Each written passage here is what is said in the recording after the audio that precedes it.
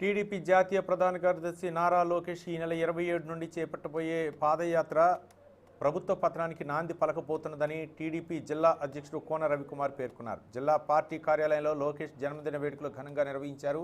లోకేష్ పాదయాత్ర YCP లేని ఆంధ్రప్రదేశ్ను తీర్చిదిద్దడానికి సమరశంఖం పూరిస్తున్నారని కోన రవికుమార్ చెప్పారు. జన్మదిన శుభాకాంక్షలు కార్యక్రమం నిర్వహించాం.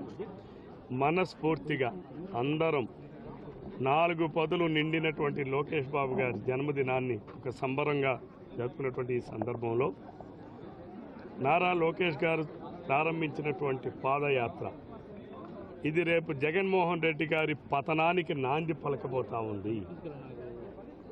నారా వారి గలం ఈ రాష్ట్రంలో యువగలంగా మారబోతా ఉంది.